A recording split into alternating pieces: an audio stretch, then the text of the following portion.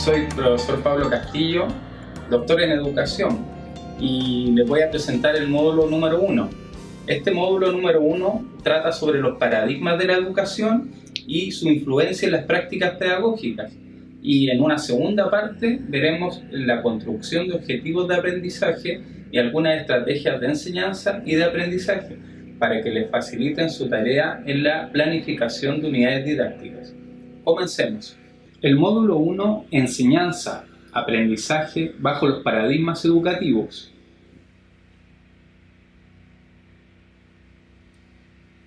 Uno de los primeros aspectos que tenemos que tener claro es el concepto de paradigma.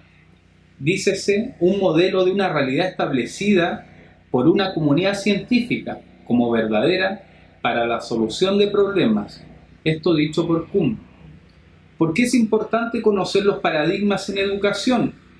Primero, porque los paradigmas nos iluminan sobre las tareas a desarrollar dentro del aula, tanto en lo teórico como en lo práctico.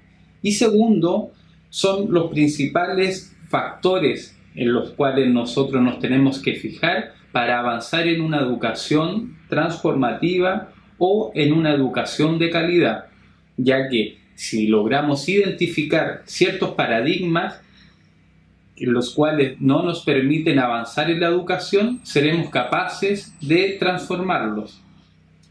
Dentro de estos paradigmas que encontramos en educación, tenemos la corriente tecnológica, también denominada racional o positivista. También tenemos la corriente interpretativa y finalmente la corriente crítica. A continuación, veremos las características principales de cada una de ellas. La corriente tecnológica, racional o positivista es propia de las ciencias experimentales. Desde el control de las variables definen el aprendizaje. El ejemplo más conocido dentro del ámbito educativo es el conductismo. En este conductismo es cuando una persona establece una relación de verticalidad en cuanto a una tarea. Yo digo y tú haces, y luego viene una respuesta. La corriente interpretativa, centrada en las prácticas educativas, es el eslabón entre la cultura y la sociedad exterior a las escuelas y la educación, entre el conocimiento y el aprendizaje, entre la teoría y la práctica posible, dadas unas determinadas condiciones. Principalmente estas condiciones estarán dadas por un proyecto educativo, por el conjunto de profesores, por los estudiantes, por los padres. En cambio, tenemos la corriente crítica, que también tiene esta idea de práctica de la educación, pero el componente principal es la construcción teórica y social apoyada en una metateoría, es decir, un análisis contextual de la realidad, ya que a partir de esta realidad seremos capaces de transformarla. De alguna de estas teorías surgen los modelos curriculares. ¿Por qué es importante hablar de modelos curriculares? Estos modelos curriculares son los que nosotros podemos reconocer y reconocernos en la acción pedagógica. Es decir, lo que yo hago como profesor está iluminado por alguno de estos modelos, en su forma más pura o en una versión mixta, pudiendo ser de corriente tecnológica e interpretativa o corriente interpretativa y crítica. Sería muy raro encontrar una corriente tecnológica mezclada con una corriente crítica, pero podría suceder. Luego lo veremos.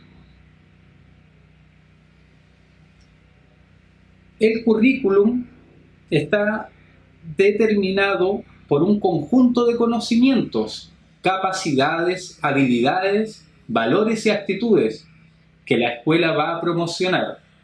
De esta manera, el diseño curricular sería el paso de esta teoría a la práctica pedagógica.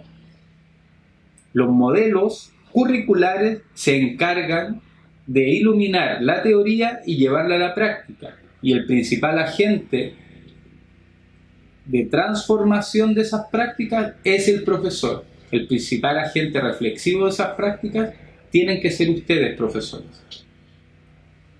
Los modelos de diseño curricular los podemos encontrar en los diferentes modelos de diseño. Por ejemplo, modelo de corte academicista, modelos de corte técnico-racional, modelo de corte deliberativo y modelo de corte crítico. Ahora profundizaremos en cada uno de ellos, centrándonos principalmente en cómo construyen el conocimiento, cómo construyen la enseñanza, cómo traspasan esa enseñanza hacia el aprendizaje y cómo se evalúa. El primer modelo es el academicista, donde sus saberes conceptuales están organizados en disciplinas. Cada disciplina estructura el conocimiento de manera metódica y sistemática. El conocimiento no es discutible, debe aprenderse memorísticamente. Lo básico del modelo academicista es el aprendizaje de los contenidos, sean estos conceptos, hipótesis, teorías, leyes, sistemas conceptuales, principios.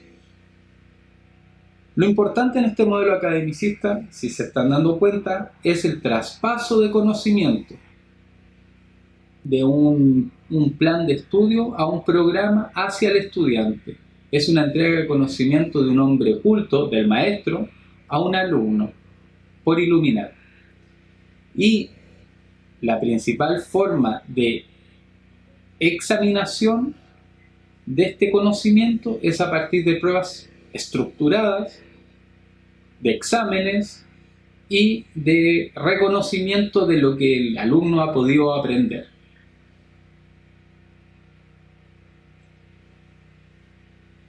El segundo modelo es de corte técnico y experto. Cabe mencionar que este modelo se origina en Estados Unidos para modernizar las Fuerzas Armadas, relacionando el binomio investigación y desarrollo. A Chile, su influencia y gestión educativa llega con la reforma del 68, que conlleva una racionalidad en la planificación y gestión educativa.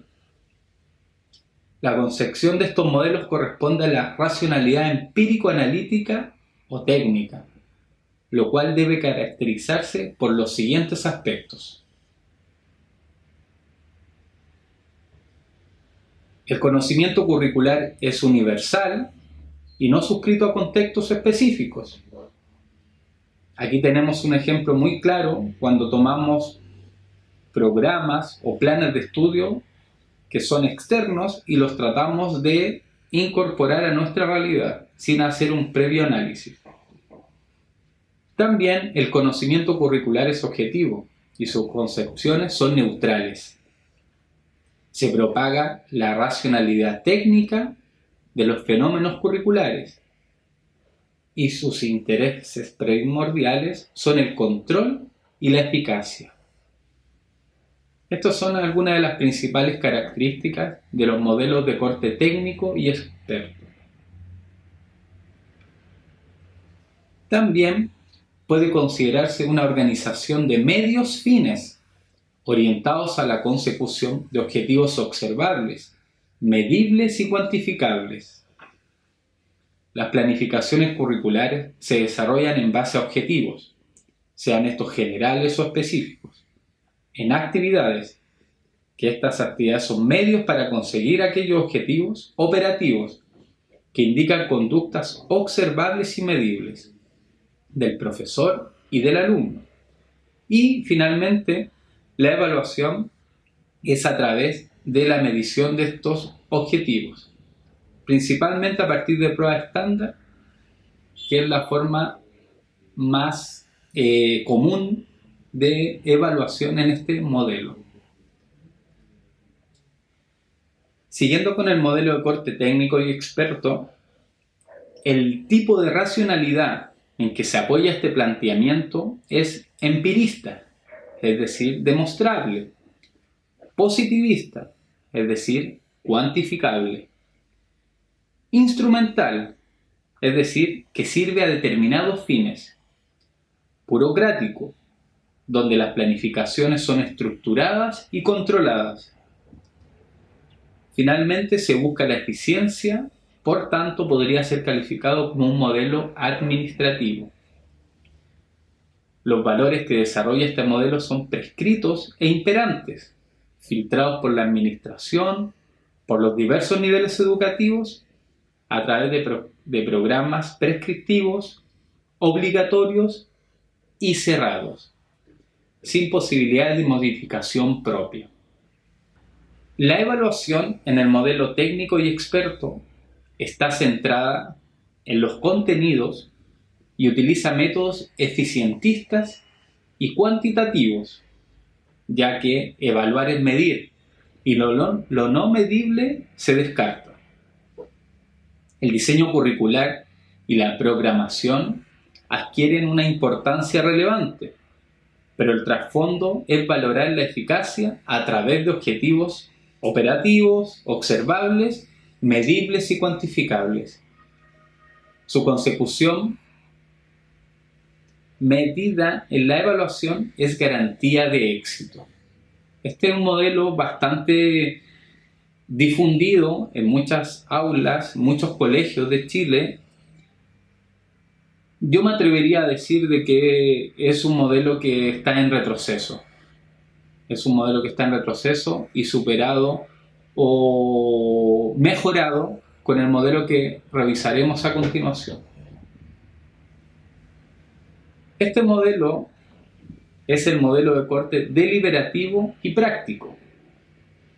Estos modelos, a diferencia del técnico, no centran la tarea del diseño curricular únicamente en los expertos y en los que tienen la responsabilidad de las políticas y administradores educativos, sino que además en los profesores que adaptan, concretan y aplican el diseño curricular en sus aulas.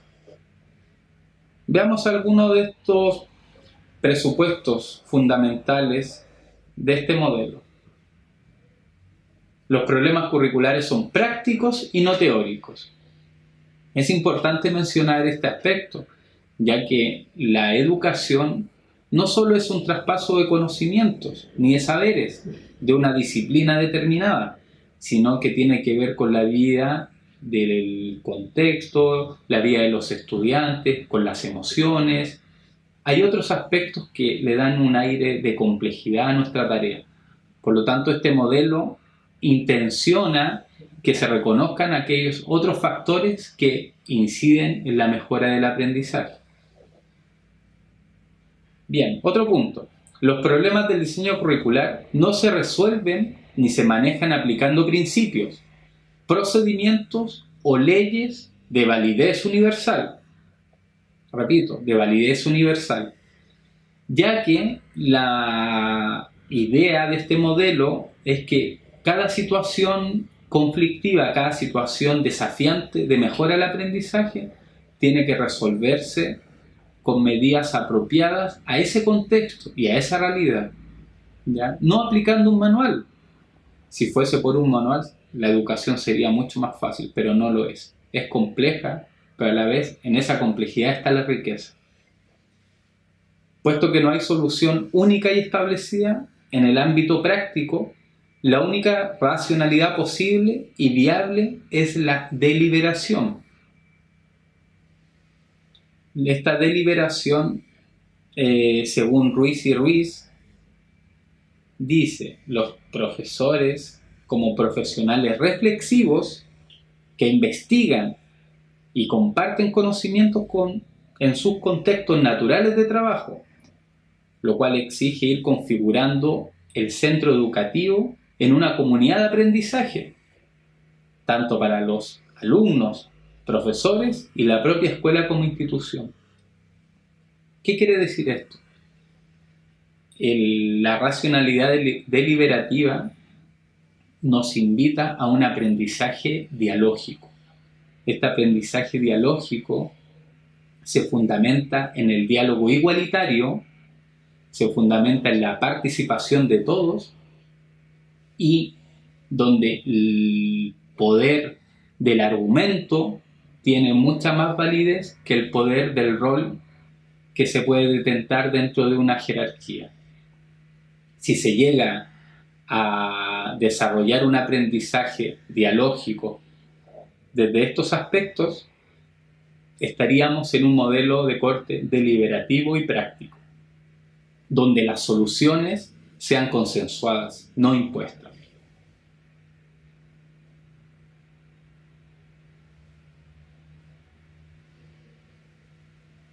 Dentro del modelo de corte deliberativo y práctico, podemos dividirlo según algunos autores, ya que existen algunas diferencias. El primer modelo práctico y el modelo reconceptualista. Y pueden apreciar algunos de los autores para que ustedes puedan profundizar en alguno de ellos cuando dispongan del tiempo necesario. El modelo práctico tiene las siguientes características. El currículum como arte de la práctica. Tiene una perspectiva aplicada y práctica, selección de problemas en debates comunitarios, procesos deliberativos y reflexivos, y está basado en problemas concretos y reales. La mejor forma de aprender bajo este modelo práctico es la resolución de problemas, son estudios de casos, son análisis de la realidad profunda. El modelo deliberativo, por su parte, establece una revisión crítica de los modelos curriculares conductistas. Establece un currículum abierto y flexible, adaptable y contextualizado. El profesor es un artista habilidoso de su oficio profesional. El buen profesor aquí es el profesor que dialoga, que transforma, que es capaz de entender una problemática y es capaz de dialogar, principalmente. Sabe lo que tiene que enseñar y lo hace con un oficio de artista. La enseñanza está centrada en procesos. Primacía de los procedimientos sobre los contenidos. Aquí es muy importante los aspectos metodológicos y didácticos y la creatividad que el profesor pueda traer al aula. Una de las formas de llevar este modelo adelante es la investigación-acción, involucrando incluso a los estudiantes en esta investigación-acción, que den cuenta de su propia realidad. Si se dan cuenta, el modelo deliberativo rompe la barrera del aula, sino que transforma al estudiante como un ser activo dentro de su propia comunidad que colabore en resolver los problemas. La evaluación sería cualitativa y formativa. Es un modelo humanista de educación, lo cual permite desarrollar determinados valores.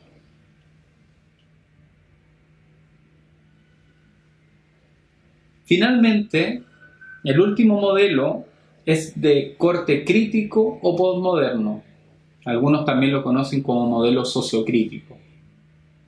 La orientación crítica entiende que los juicios acerca de lo que debe ser la práctica educativa va más allá de lo que puedan entender quienes la construyen, sino que debe tenerse en consideración el juzgar la realidad que subyace y legitimar acciones que la transformen.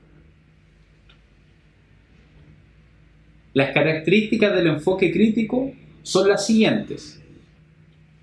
Los fenómenos educativos son realidades socialmente construidas, determinados por y comprometidos con posiciones de valor. La construcción del conocimiento debe realizarse desde la participación y la comunicación competente. La teoría crítica, más que plantearse cómo organizar los contenidos curriculares, se plantea qué cultura debe enseñarse en las escuelas, de modo de posibilitar un acceso igualitario a la escolarización y a una ciudadanía activa, y yo agregaría también comprometida. El currículum debe ser situado en un espacio social más amplio del que forma parte, a través de un conjunto de mediaciones personales, institucionales y sociales. Estamos hablando de una escuela en red, no solo con otras escuelas, sino con otras organizaciones, con otros actores vivos que transforman y que sueñan una mejor localidad, una mejor comuna, un mejor país.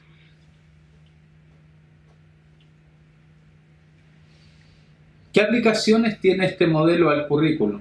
Este modelo de corte crítico postmoderno. Primero, aporta con una racionalidad problematizadora y dialéctica, con valores compartidos y liberadores, con fijación de objetivos a partir del diálogo, con contenidos socialmente significativos, no solo por la escuela ni por las autoridades, sino que por los propios estudiantes.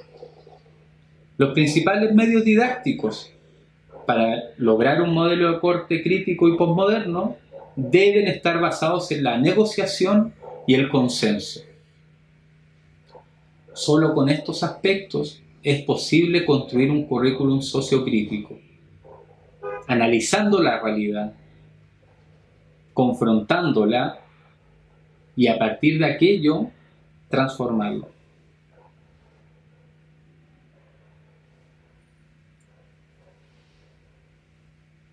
El modelo de cortes crítico y posmoderno establece un profesor reflexivo y crítico, es decir, que investiga en el aula, que transforma esta aula, que se compromete con los estudiantes, se compromete sobre todo al análisis de este contexto, de estas realidades, de las desigualdades y un poco también con un concepto de utopía, de mejorar lo que tenemos.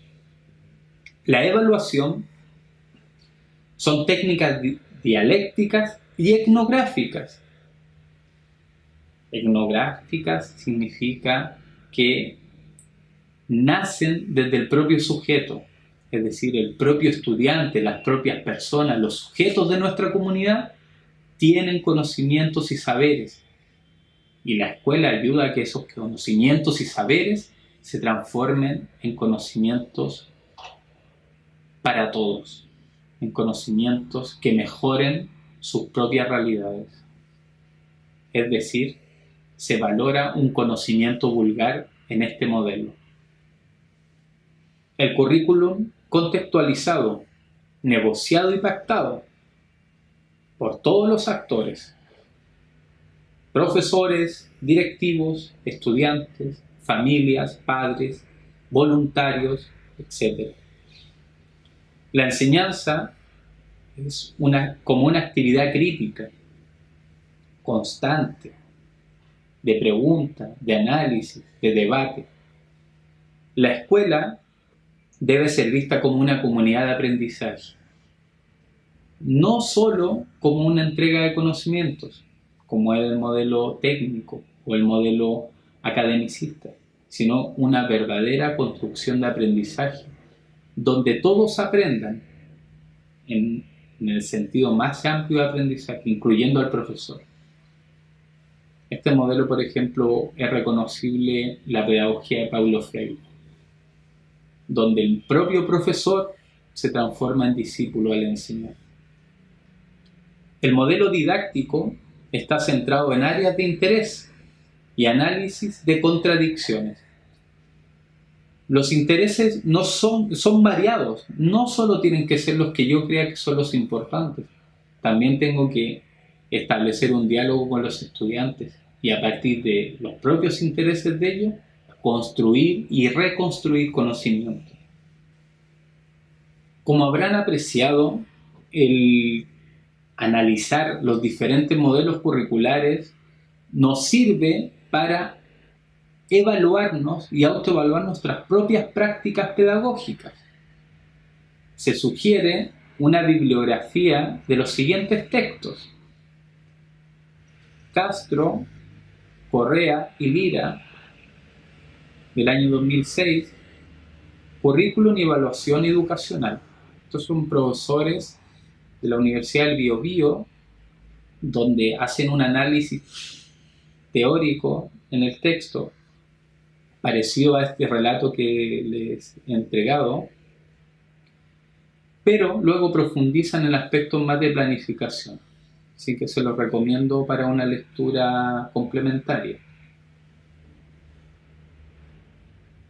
Para una lectura más en profundidad y que tiene que ver con esta primera parte del curso, les dejo con el texto de Schirrleich-Grundy del año 98, que es un clásico en el área del currículum. Este texto es Producto o Praxis del Currículum, Ediciones Morata. Ustedes tienen que leer la introducción, capítulo primero, capítulo segundo. Continuando con el módulo 1, trabajaremos la planificación de unidades y algunos elementos para mejorar la construcción de objetivos de aprendizaje. Lo veremos a continuación. Los elementos básicos que conforman el proceso de enseñanza y aprendizaje hoy día no solo son los contenidos ni los objetivos, sino que se involucran otros elementos que tenemos que considerar para desarrollar una buena planificación de unidad didáctica. Entre estos elementos tenemos que reconocer las diversas motivaciones para construir la unidad, tanto del estudiante, del profesor, del contexto de escuela y de las situaciones particulares que se vean reflejadas en los diferentes programas de estudios. La relación con otros conocimientos. Es necesario preguntarnos qué saben los estudiantes, qué relaciones han logrado establecer entre las asignaturas y qué conocimientos se pueden construir desde diferentes disciplinas. Tenemos que romper con la idea de que solo se construye conocimiento estanco en un área, sino que tenemos que avanzar hacia modelos más integradores. También es necesario reconocer las necesidades que tienen los estudiantes para construir el conocimiento, la contextualización necesaria para desarrollar las diferentes actividades, un diagnóstico del nivel en los cuales se encuentran, en los diversos niveles en los cuales se encuentran mis estudiantes. Luego de eso, y recién ahí, podemos hablar de objetivos. Como todos sabemos, los objetivos de aprendizaje están entregados por un currículum nacional, pero son adaptables y modificables en la medida que se relacionen con el proyecto educativo de cada centro educativo. Por lo tanto, tienen la gran tarea ustedes de definir aquellos objetivos que les sean prioritarios. Junto a los contenidos, es necesario hablar de habilidades y valores. Estamos hablando que el contenido, la materia, como se decía antes, hoy día debe hablarse de desarrollo de capacidades, desarrollo de habilidades y desarrollo de aspectos valóricos. Esos objetivos tienen que ir acompañados de algunos de estos elementos: conceptuales, procedimentales y actitudinales. Luego de tener definido aquellos objetivos, aquellos contenidos, habilidades y valores que voy a desarrollar, debo preguntarme por los métodos para lograr aquellos objetivos. ¿Cuáles van a ser las mejores estrategias de enseñanza, es decir, centradas en el profesor, o estrategias de aprendizaje, es decir, centradas en el estudiante? ¿Cuáles son las mejores didácticas que me aporta desde mi propia disciplina y cuáles son aquellas didácticas que son transversales? Es decir, construir las mejores actividades para el logro de aquellos objetivos. Es necesario recordar que para el éxito de estos objetivos es necesario poseer los recursos tecnológicos, humanos y materiales. Para ello, en la planificación inicial, tengo que procurar hacerme la pregunta de cuáles son los recursos que deberé ocupar. Si va a ser solo papel, si necesito una salida a terreno, cómo gestionar el transporte, si necesito que venga una persona a dar una exposición, una entrevista, tengo que analizar aquellos elementos. Todos los recursos son bienvenidos.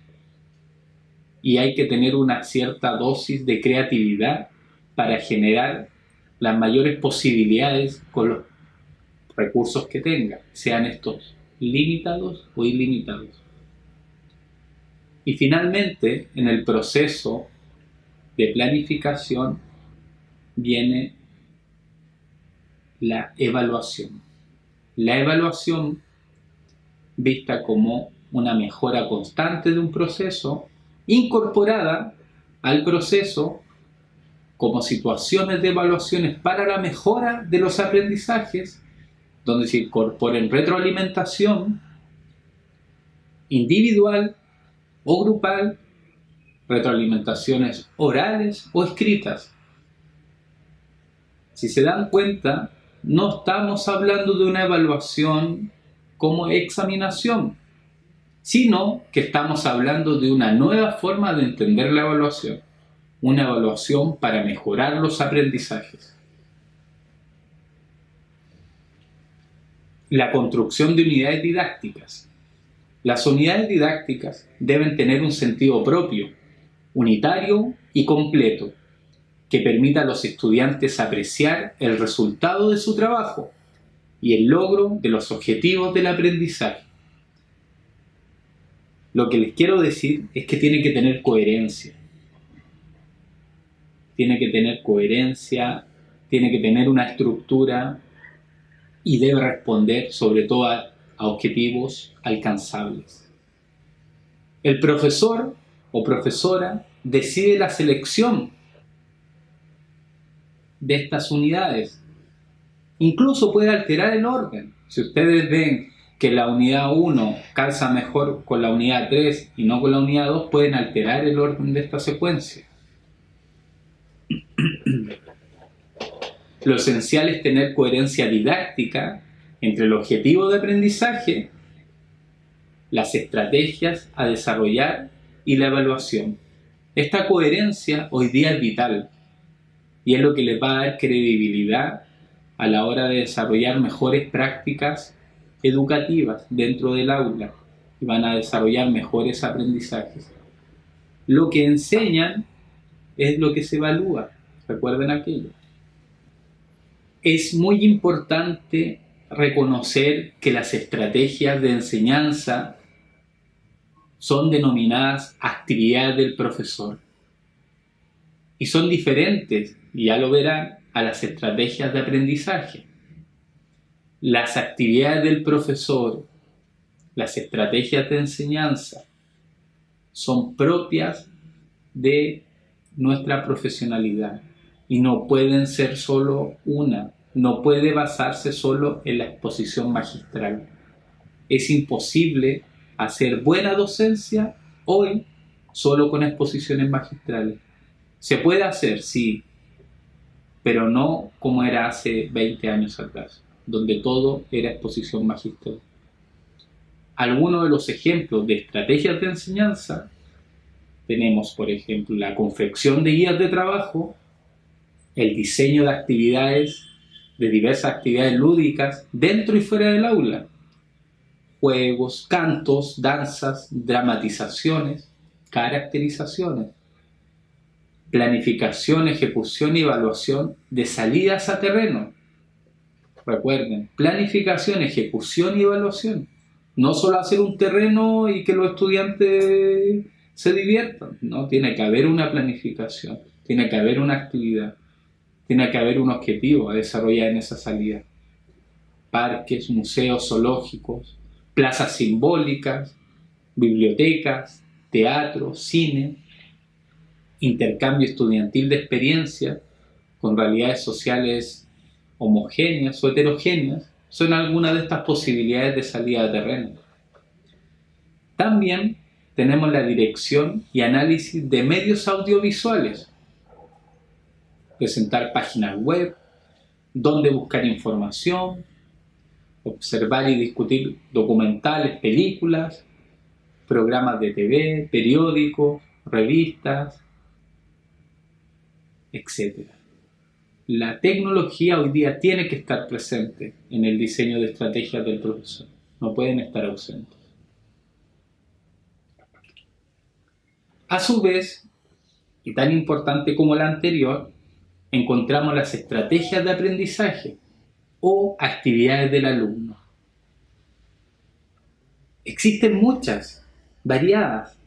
Entre las más utilizadas y las más recomendadas tenemos los mapas conceptuales, el desarrollo de portafolios, la OB de Gowin, disertaciones, controles orales, escritos de carácter formativo y sumativo, que dé oportunidad de aprender como guía. Trabajos grupales, por ejemplo el Felix 66 y otros. Completación y o construcción de cuadros de resúmenes, fondos de carta, diagramas, líneas de tiempo, árboles genealógicos, diarios murales, maquetas. Creaciones artísticas, literarias, culturales, entrevistas, observaciones y reportes de casos y situaciones, debate, ejercitaciones diarias, juegos de estrategias y roles, y un sinfín que solo estará limitado por vuestra creatividad. Los invito a que el estudiante sea activo, constructor de su aprendizaje. Uno de los elementos vitales para desarrollar planificaciones con coherencia y construir buenas unidades de aprendizaje, buenas unidades didácticas, es la construcción de objetivos de aprendizaje. Y no es tarea menor, no es tarea fácil. No es solo tomar los contenidos que vienen mandatados por los planes y programas del ministerio. No es eso. Tiene que haber un análisis, una reflexión, un diagnóstico, como dije, de la realidad de aquellos estudiantes, para luego yo diseñar, modificar o transformar aquellos objetivos que efectivamente son los que voy a llevar al aula. No nos engañemos nosotros mismos y construyamos objetivos o copiemos objetivos que finalmente no vamos a desarrollar en nuestras prácticas pedagógicas.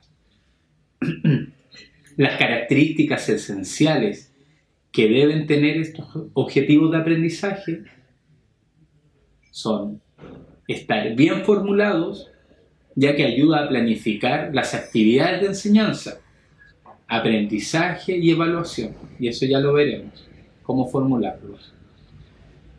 El bien formularlos también orienta tanto al docente como al estudiante, pues hace clara la meta a la que se quiere llegar.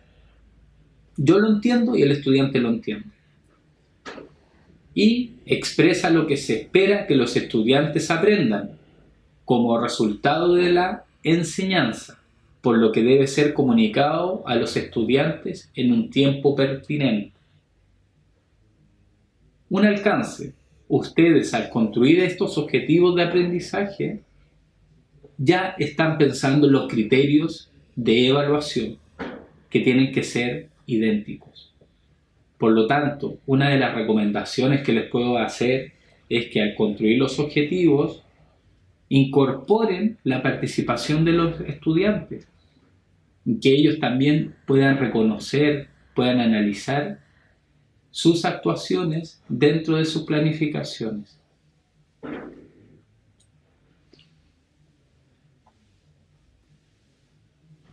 Profundizaremos. Primero, objetivo en función de los estudiantes. ¿Qué quiero decir con esto? Que los objetivos deben expresarse en función del estudiante, no del profesor o de la asignatura. Por ejemplo, aquí tenemos un ejemplo negativo. Proporcionar información al estudiante sobre las consecuencias del calentamiento global. No queda claro cuál es el objetivo, ni a quién le va a servir. La sugerencia sería: el estudiante será capaz de...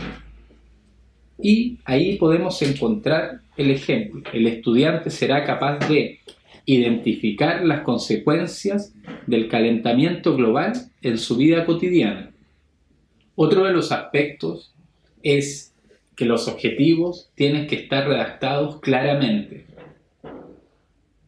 sin ambigüedades. De lo contrario, se da lugar a distintas interpretaciones respecto de lo que se espera como aprendizaje. Por ejemplo, la redacción: visualizar las partículas subatómicas dentro de un átomo, está incorrecto, ya que no permite tener claridad respecto al aprendizaje que se espera adquiera el estudiante. Entramos en un tema quizás bastante conocido para ustedes, que tiene que ver con las taxonomías o clasificaciones de verbos para la construcción de objetivos de aprendizaje, según niveles de complejidad. Si pueden observar, hay una serie de verbos que debiesen evitarse en la construcción de los objetivos, ya que los pueden llevar a errores o que no sean muy claros a la hora de evaluarlos. Por ejemplo, creer, valorar, estudiar, internalizar, cubrir, apreciar, aprender, familiarizar, conocer. Es cierto que algunos de estos verbos aparecen en plan y programa, pero no significa porque esté escrito en un papel está correcto. Así que también analicen aquella situación. Ahí tienen un ejemplo que pueden observar. Los objetivos no deben confundirse con actividades. Por ejemplo, los estudiantes reunidos en grupos de 4 deberán elaborar una síntesis de las relaciones entre biotecnología y bioética.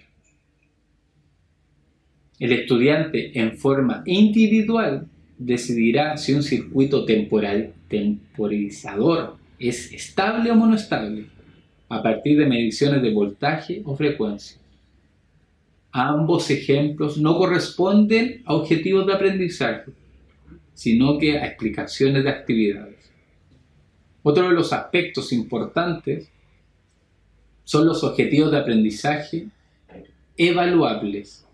Es otra de las importantes características que deben tener mis objetivos. Debe tratarse de objetivos susceptibles de evaluar en forma directa o indirecta, ya que hay aprendizajes que son directamente observables y otros no. Por ejemplo, identificar las características de los cuerpos geométricos. Está correcto. Pero veamos un ejemplo negativo.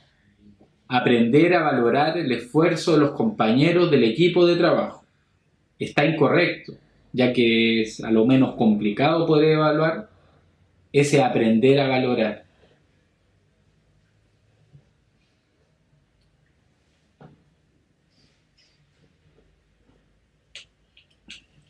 En resumen, los objetivos de aprendizaje deben ser formulados claramente en función de los estudiantes y susceptibles de ser evaluados, ya que orientan la planificación de clases, las metodologías y la evaluación. Constituyen la base para generar buenos criterios de evaluación, centran la docencia en el estudiante, ayudan a la auto y coevaluación entre estudiantes y apoyan el aprendizaje. Para una profundización de las diversas taxonomías, les puedo mencionar algunas. La más conocida, y seguramente más de alguna vez utilizada por ustedes, es la de Benjamin Bloom, del año 1956. Es importante mencionar que esta taxonomía ha sido revisada y mejorada a partir de los años. El año 2001, Anderson desarrolló una mejora de esta taxonomía. Por lo tanto, existe la taxonomía de Bloom y Anderson. El año 2007, Cathy Marzano y Kendall establecieron una taxonomía de los objetivos educativos. Esta taxonomía es bastante difundida en el área de la pedagogía y también la recomiendo para que desde ahí extraigan los verbos para construir aquellos objetivos. Y más reciente, el año 2008, Andrew Churches desarrolló una taxonomía para la era digital, donde el nivel de complejidad iba desde el recordar, comprender, aplicar, analizar, evaluar y crear. El crear no era la taxonomía superior de Bloom en su origen, sino que era evaluar. Así que este aspecto tiene que ser considerado en el desarrollo y en la construcción de vuestros objetivos.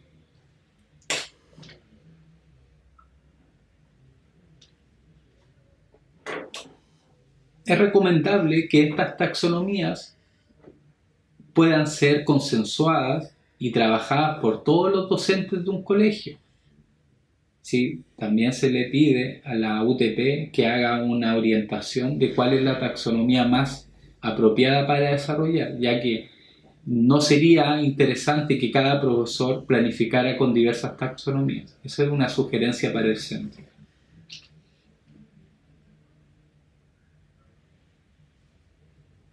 Bueno, hemos acabado el módulo 1. Ahora que hemos acabado, los aprovecho de despedirse amistosamente. Que tengan un buen trabajo y a continuación explicaré las actividades.